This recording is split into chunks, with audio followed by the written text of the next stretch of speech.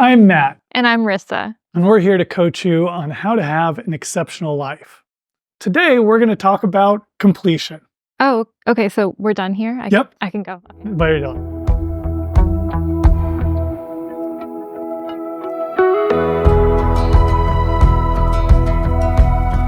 So, completion. Yeah.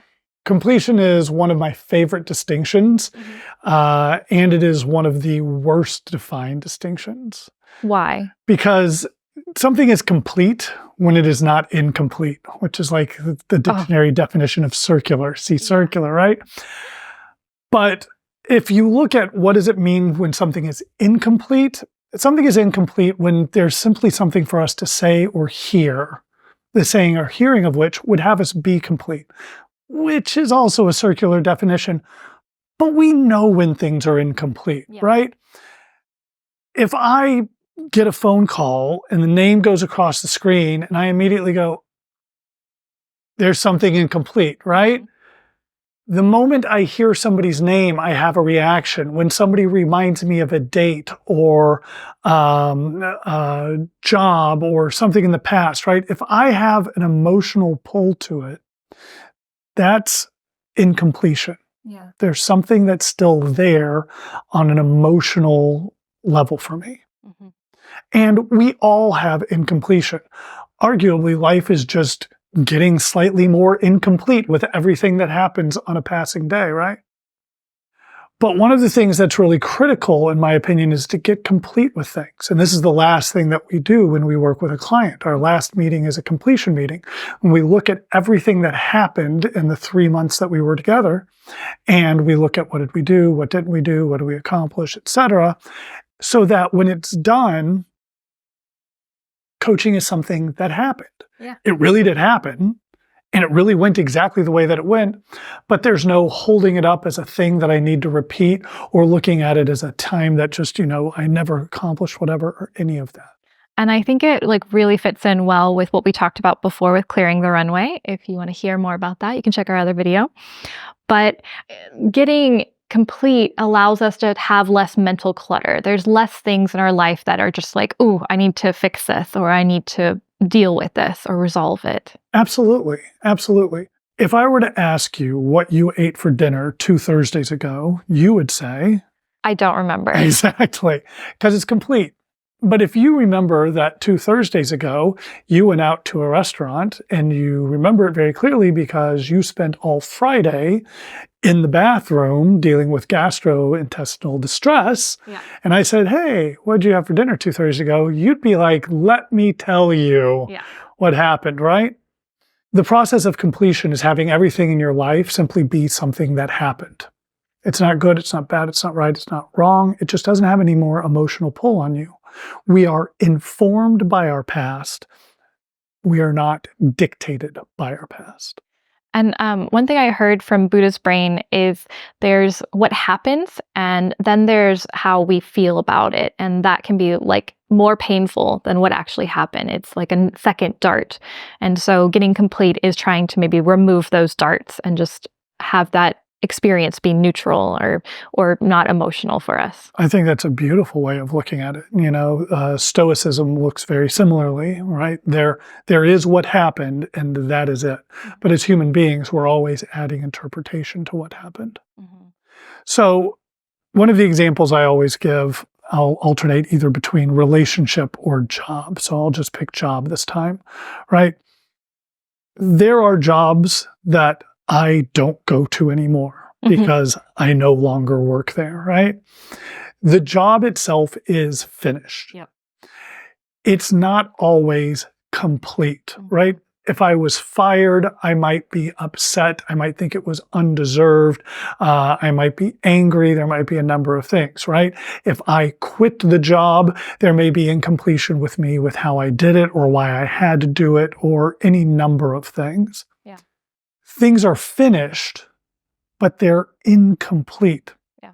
And again, incompletion is looking at what is there to say and or what is there to hear someone else say so that we can be complete. So in the job situation, I might want to hear somebody say that I was still valuable as an employee.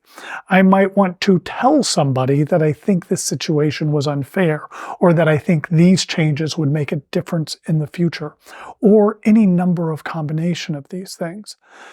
But it comes from the point of view that there are a finite number of things to say and or hear, at the end of which I can then be complete with the situation and then move on to whatever is next in my life.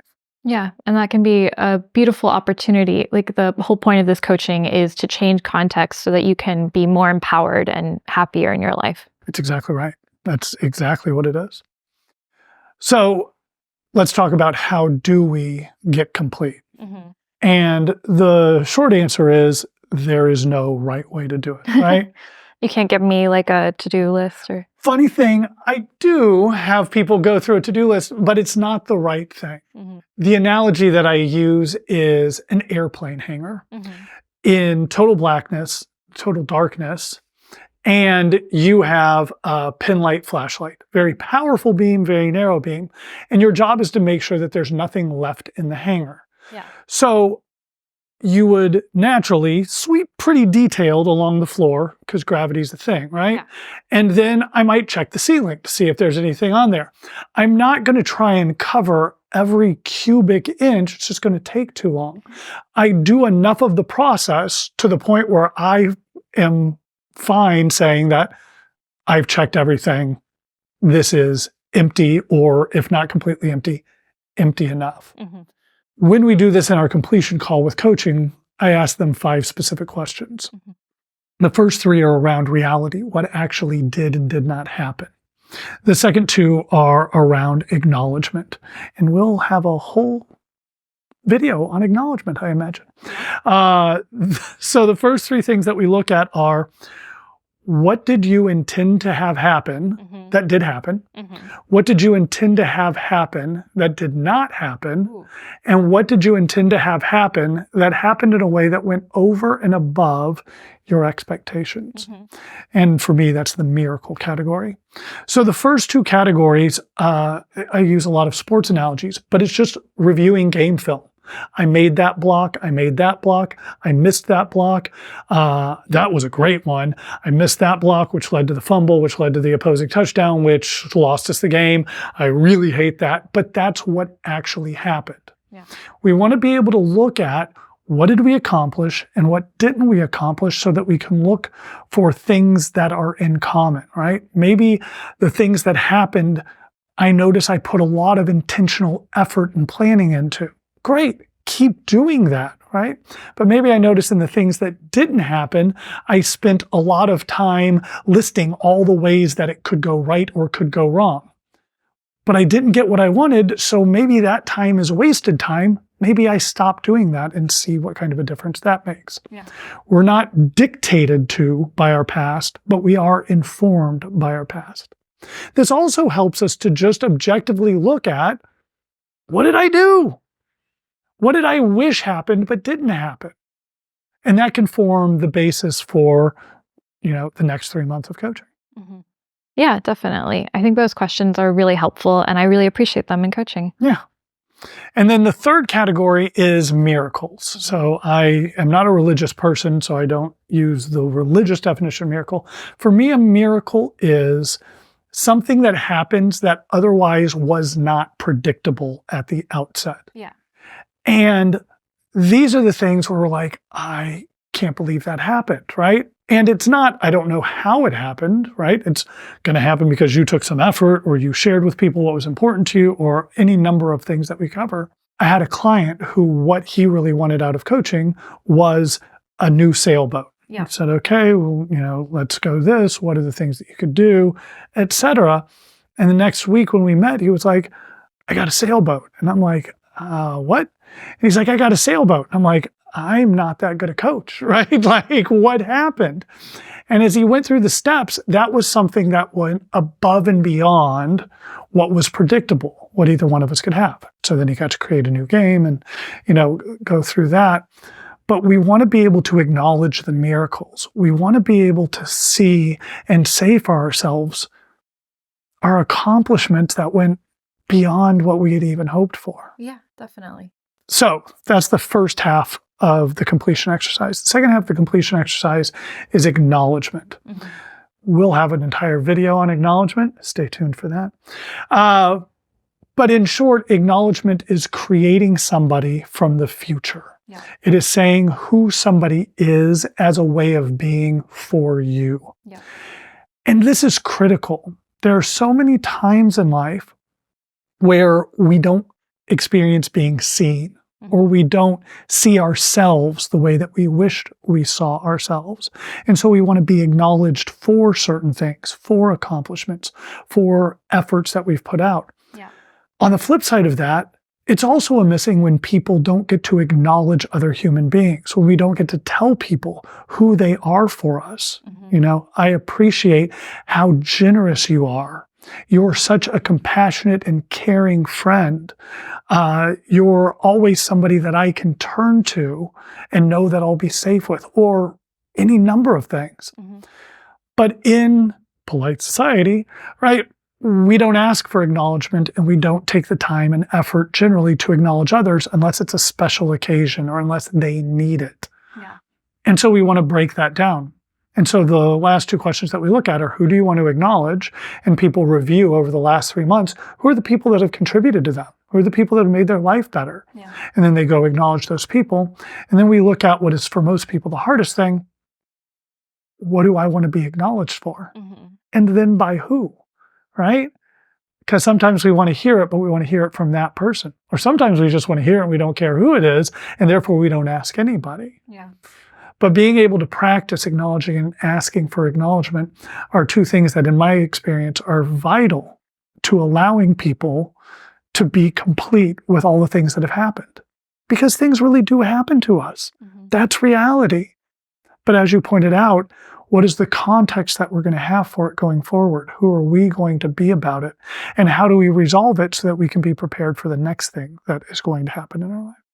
And I think one of the beautiful things about getting acknowledged by other people is sometimes you hear how they see you, and it reminds you of who you want to be and continue to show up for them. It's really a beautiful way of saying it, right? And then on the flip side of it, when I acknowledge you, I'm making an implied agreement that that's how I will see you.